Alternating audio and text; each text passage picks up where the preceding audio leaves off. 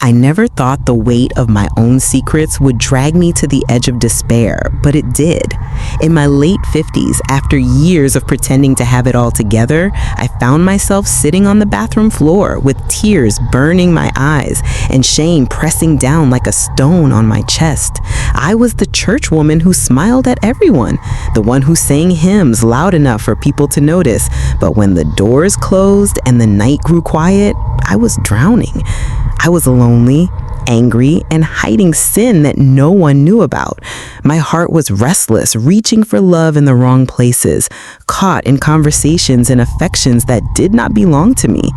Every time I looked in the mirror, I saw a stranger staring back. I thought God had abandoned me, that he no longer cared. But what I did not know was that everything I thought was hidden was about to be exposed in the most terrifying way.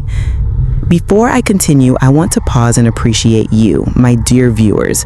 Thank you for being here. If you are already subscribed, I truly appreciate you. And for those of you who are new or who are watching but have not yet subscribed, I cannot wait for you to join this family. Your support is the fuel and energy that keeps this channel alive. Please make sure you hit that subscribe button, share your thoughts in the comments, and engage with this story. It helps this message reach even more people who need to hear it. My name is Victoria. I was born and raised here in Connecticut, and for most of my life, I have called myself a Christian. I went to church faithfully, I joined Bible studies, and I even volunteered at events. But what no one knew was how shallow my faith had become. By 2018, my life looked stable on the outside, but inside, I was breaking. My marriage had fallen apart years earlier, and though people said I handled it with grace, they never saw the bitterness I carried in my heart. I told myself I was strong, but the truth is I was empty. I lived like a lukewarm believer, more concerned with appearances than with surrendering to God. I filled my loneliness with secret conversations that crossed boundaries. It began small with harmless messages, but it grew into something that consumed my mind and my emotions. I told myself I was only human, that everyone struggled, but deep down I knew it was sin. I was committing adultery in my heart, and the guilt gnawed at me in silence. At night, when the world was quiet, I would sit in the darkness and ask, God, where are you? Why do I feel nothing when I pray? Why do you stay silent? My Bible gathered dust while my bitterness grew roots. I envied others who seemed happy in their marriages, and I justified my own secret behavior because I felt unloved and forgotten. Looking back, I see it clearly. I was living with one foot in the church and the other in the shadows, and I had convinced myself that grace would always cover me no matter how far I drifted. But on a cold November night in 2019, that illusion shattered. I had no idea that everything in my life was about to change, that my sin was about to lead me into a place more real and more terrifying than anything I had ever imagined. It happened suddenly. That November night, I remember standing in my living room, clutching my chest as a wave of pain shot through me. My breathing became shallow, and the room began to spin. I tried calling out, but my voice cracked. My legs gave way, and I fell hard to the floor. The last sound I heard was the clock ticking on the wall. Then everything went silent. At first, I thought I had blacked out, but when I opened my eyes, I was no longer in my home. I was standing in a darkness so thick it pressed against my skin. There was no air, no sense of time, just heaviness. My body trembled, and when I tried to move, I realized I was being dragged. I could hear chains clinking, and a foul stench, like burning sulfur mixed with rotting flesh, filled the air. Then came the screams. Piercing cries, deep groans of regret, voices shouting names and begging for mercy. I froze. My heart pounded as I realized I was not dreaming. I was in a place I had only heard about in church sermons, a place I never thought I would see with my own eyes. I was in hell.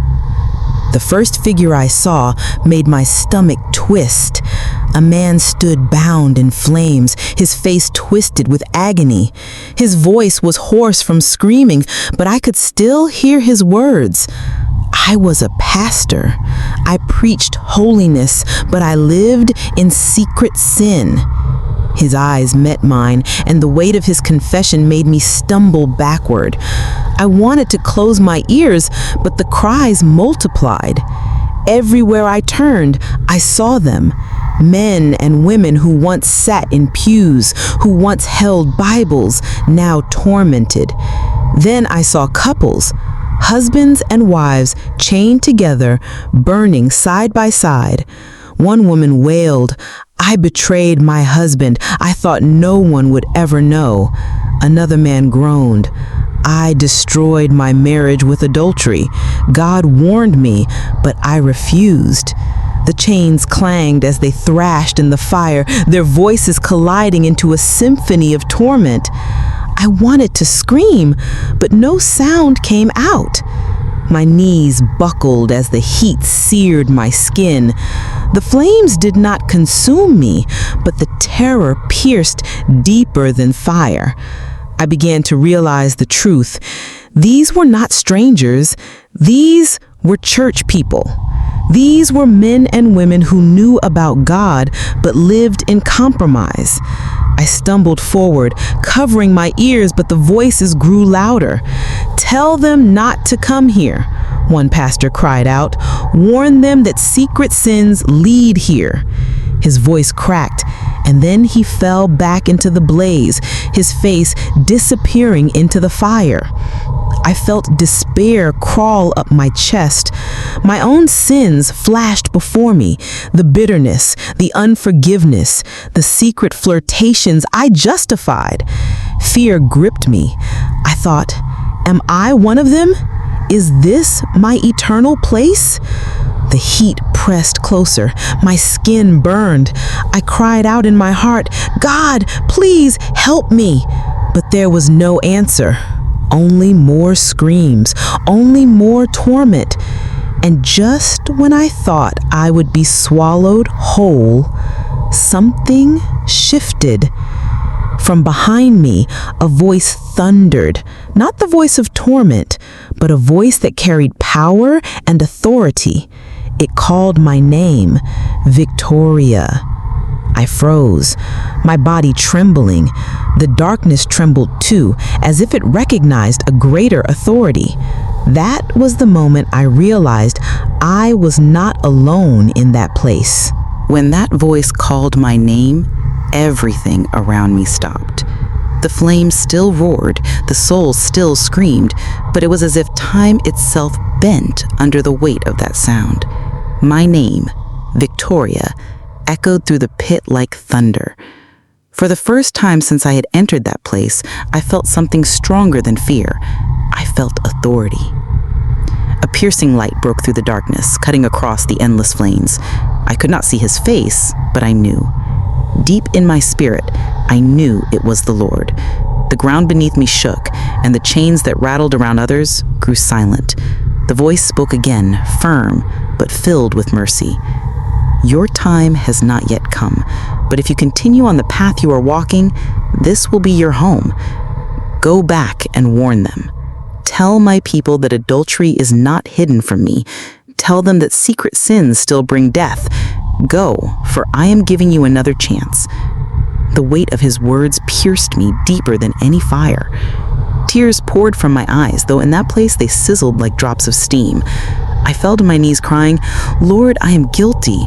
I am guilty." My entire life flashed before me. The bitterness, the compromise, the pretending. I saw how far I had drifted from him, even while still carrying his name on my lips. Then, with a force like rushing wind, the light swept over me. The screams faded, the fire pulled back, and I felt myself being lifted, pulled upward through layers of darkness until suddenly, with a gasp, I opened my eyes. I was back on my living room floor, drenched in sweat, trembling so violently that my teeth chattered. My chest burned, my body ached, and I sobbed uncontrollably. Hours passed before I could even stand, but when I finally rose, I knew with certainty God had spared me. He had pulled me out to send me back with a warning.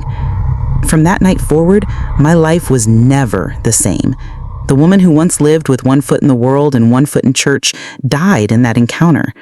I began to repent in ways I never had before. I confessed my sins, I cut off the secret relationships, and I asked God to heal the bitterness I had carried for decades. Slowly, He began to change me. I started praying at dawn, fasting when He led me, and immersing myself in the Word again. The loneliness I once filled with sin was now filled with His presence. I felt alive for the first time in years. My relationships changed too. I stopped gossiping. I forgave those who hurt me, and I began to share openly about what God had done. Friends who once knew me as the church woman with a smile now heard the truth of my brokenness and the power of God's mercy. And today, standing in my late 50s, I can say this: hell is real. Sin is not a game, and God's grace is not permission to live carelessly. It is an invitation to holiness, to walk in the light as He is in the light. To you listening right now, I want to speak directly from my heart. If you are hiding sin, especially adultery, whether in your body, your emotions, or your thoughts, do not fool yourself.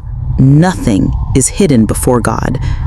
I saw pastors, husbands, and wives tormented for what they thought no one knew, and God told me clearly, warn them. Hear me, please. Jesus Christ is still merciful.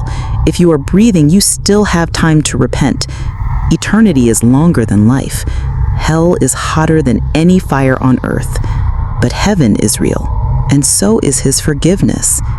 Sin will always take you further than you want to go, keep you longer than you want to stay, and cost you more than you ever want to pay.